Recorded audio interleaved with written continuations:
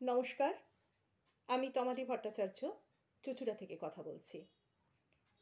আমার আজকের নিবেদন কবি দেবেশ ঠাকুরের লেখা কবিতা ভারতবর্ষ। ভারতবর্ষ মানে কোনো আর্ট পেপারে আঁকা জল রঙের মানচিত্র নয়।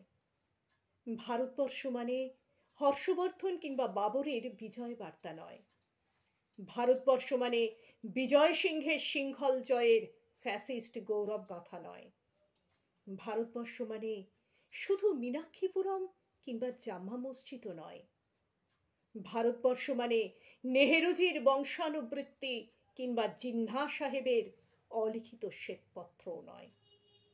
ভারতবর্ষ মানে এক ভালোবাসা, আমার তোমার শব্দের, সঙ্গীতের, জীবনের, আকাশের, মাটির।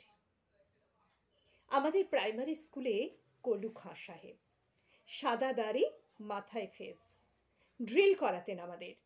ডান বাঁ, ডান বাঁ। সস্নেহে সতর্ক করতেন, বাপা সকল পা আর হাত মিলিয়ে মিলিয়ে ফেলো।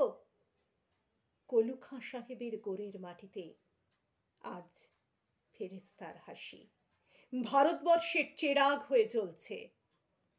বদ্রু মিয়ার হাতের কর্নিকে শিব মন্দিরের গায়ে কত ফুল কাটা, আর তার জোগাড়ে হয়ে মশলা মাখছে ঈশান বাউরি, নিয়ামত শেখ আর গোকুল মাহাতো এক পাটাতনে ধান ঝাড়ে। সোনালি গোবিন্দ ভোগে খামারে ঠিকরে পড়ে সোনালি আলো।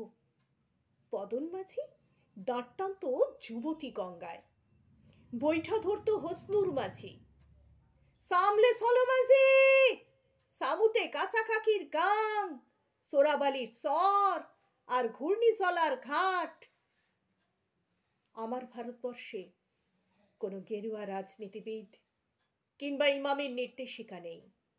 এখানে কোনো সংহিতা হাদিস ছাড়াই কোজাগরি চাঁদের অকৃপণ আলো পড়ে ঈদগার ওপর, আর রমজানি চাঁদ তুলসী মঞ্চের গায়ে পূর্ণ আলো দেয়।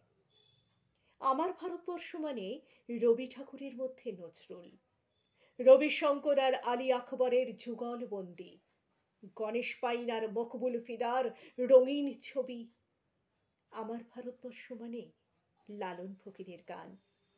আমার ভারতবর্ষে আমি শুনেছি মোহাম্মদ রফির সাথে লতার ডুয়েট, দেখেছি পাল্লাদি আজাহারের সাথে শচীনের দৌড়, খেলার মাঠের প্রান্তে দাঁড়িয়ে শুনেছি নইমুদ্দিনের তদারকি চিৎকার, বিজান, আকিল, কুলজিৎ, বাইচুং, মাঠটাকে আরো বড় কর, আরো বড়, আরো বড়।